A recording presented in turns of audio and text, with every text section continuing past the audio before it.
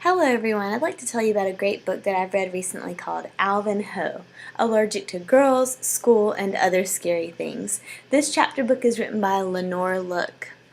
It tells the story of Alvin Ho, a young boy who likes a few things. He really enjoys spending time with his father, he enjoys throwing the baseball with his gung, which is his grandfather, and he enjoys things that explode. He also likes superheroes, and at home he dresses up as Firecracker Man.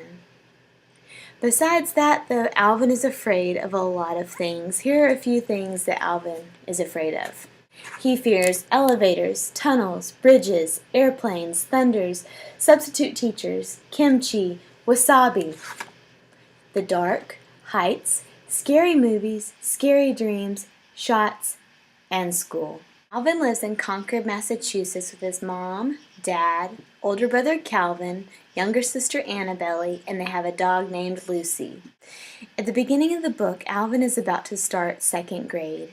And this might sound great, but for Alvin it's terrible because, as you heard, he's scared of school. In fact, he's so scared of school that he has never even spoken one single word at school. So he gets to school and he is worried about making friends. Well, much to his chagrin, a girl named Flea, who's been in his class since kindergarten, takes him under her wing, and he can't protest because then he'd have to speak. So he doesn't really like girls. He thinks they're stupid and kind of embarrassing. But Flea has studied Alvin for years. She's learned to read his eye movements, and she seems to really care about him. Alvin has a really fun sense of humor, and he is the narrator of the book. And about Flea, he says, "Flea has only one eye, which is okay, but unfortunately that eye sees everything, which is annoying." Yes, Flea only has one eye and wears an eye patch, and one of her legs is shorter than the other, and so Alvin is convinced that she is a pirate. So you can see she's kind of a misfit like Alvin is. Well, at school, Alvin is impressed by the biggest boy in the class, whose name is Pinky, and Alvin doesn't understand why his name is Pinky because he's nothing like a Pinky. He's huge. But Pinky is actually a lot like a bully. Still, Alvin tries to win over his friendship. On the advice of his brother, one day Alvin goes to school and tries to win over Pinky's friendship with some rare baseball cards. So he hands them over to Pinky, and Pinky does try to accept him. However, Pinky wants Alvin to do lots of tasks to earn his way into their friendship group. Things like stick his tongue out at the bus driver, jump off the roof of his house, and watch a scary movie. Well, at first Alvin goes along with this, but then he realizes a valuable lesson.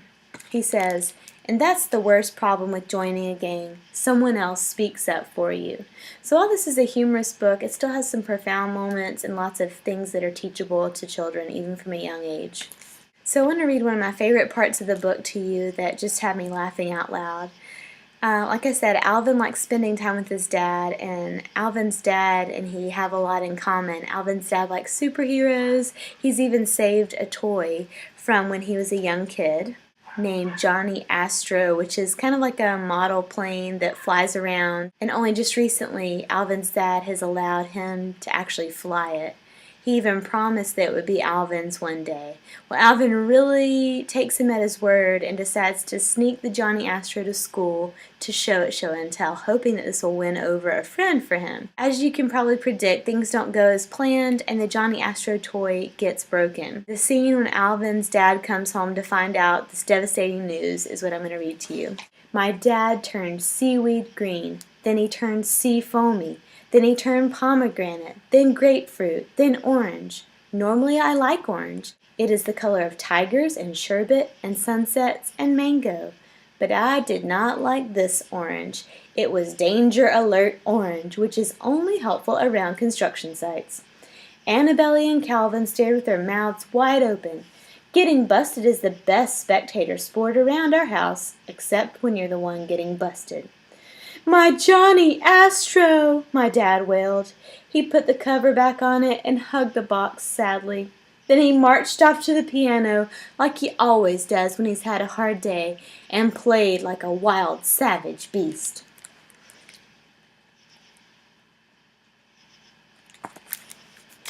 My dad learned to play the piano when he was about my age, so now when he plays, he sounds like Brahms, even though his fingers are as thick as bratwurst. As long as he was playing, I was okay. And the longer he played, the more okay I was going to be, because as we all know, music is medicine. The more you take, the better you feel. Finally, he stopped. "Alvin needs piano lessons," said my dad. "It will keep him busy. It will give him confidence. It will change his life." My dad paused. "It might even give him a good show and tell," he added. And so it was decided that I would take piano lessons, which was really marvelous. I was expecting a grounding, but instead I was going to face the music. "Thanks, Dad," I cried. My dad said nothing. I wanted to say something else, something that would make my dad feel good for taking it easy on me. But I didn't know what else to say, until I thought of something.